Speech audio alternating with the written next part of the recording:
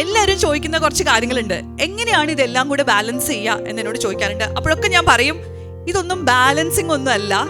Balancing എന്ന് പറയുന്നത് ഒരു മിത്താണ്. സത്യം പറഞ്ഞാൽ ഇതൊരു ഞാണിന്മേൽ കളി അങ്ങനെയൊക്കെ തോന്നും പുറമെ നിന്ന് കാണുന്നവർക്ക്. പക്ഷെ ഇതൊരു പെർഫെക്റ്റ് ബാലൻസ് ഒന്നും ഇല്ല, അല്ലേ? ചില ദിവസങ്ങളിൽ നമ്മൾ ഒരു അമ്മ എന്നുള്ള രീതിയിൽ വൻ പരാജയമായിരിക്കും. നമ്മൾ വിചാരിക്കും ഓക്കെ ഞാനിതെല്ലാം നന്നായിട്ട് അടിപൊളിയായിട്ട് ചെയ്യണം എന്നൊക്കെ വിചാരിച്ചിരുന്നാലും ചില ദിവസങ്ങൾ കംപ്ലീറ്റ് കയ്യിൽ നിന്ന് പോകും. ചില ദിവസം ഞാൻ ഭയങ്കര എംപവേർഡ് ആയിട്ടുള്ളൊരു വുമൺ ആയിരിക്കണം, ഞാൻ എല്ലാവർക്കും അങ്ങനെ എക്സാമ്പിൾസ് സെറ്റ് ചെയ്യുന്ന ഒരാളായിരിക്കണം, ഞാൻ അടിപൊളിയായിരിക്കും എന്നൊക്കെ വിചാരിച്ചിട്ട് രാവിലെ വീട്ടിൽ നിന്ന് ഇറങ്ങും.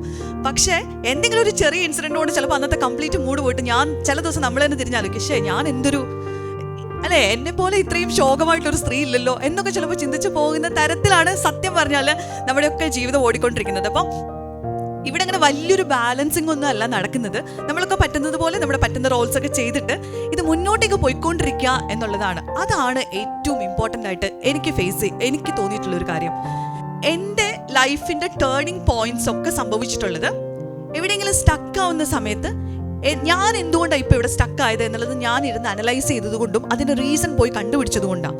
അപ്പോൾ എൻ്റെ പല ഫിയറുകളും എൻ്റെ പല ഇൻസെക്യൂരിറ്റീസും ഇത് എവിടുന്നാണ് കിട്ടിയത് എന്നുള്ളത് ഞാൻ പഠിച്ചുകൊണ്ടിരിക്കുന്ന ഒരു ജേണിയാണ് സത്യം പറഞ്ഞാൽ എൻ്റെ ലൈഫ്. ഞാൻ എല്ലാ ദിവസവും എന്നെക്കുറിച്ച് പുതിയ എന്തെങ്കിലും കാര്യം, എല്ലാ ദിവസവും പറഞ്ഞാൽ ചിലപ്പോൾ തള്ളായി പോകും, എല്ലാ ദിവസവും ഒന്നുമില്ല, പക്ഷെ എന്നാലും എനിക്ക് തോന്നാറുണ്ട് അറ്റ്ലീസ്റ്റ് നമ്മളൊരു കപ്പിൾ ഓഫ് വീക്സ് കൂടുമ്പോഴെങ്കിലും ഞാൻ എന്നെക്കുറിച്ചുള്ള പുതിയ എന്തെങ്കിലും ഒരു കാര്യം റിയലൈസ് ചെയ്യാറുണ്ട്.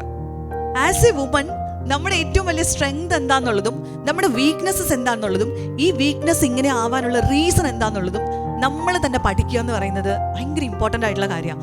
And it's A beautiful journey.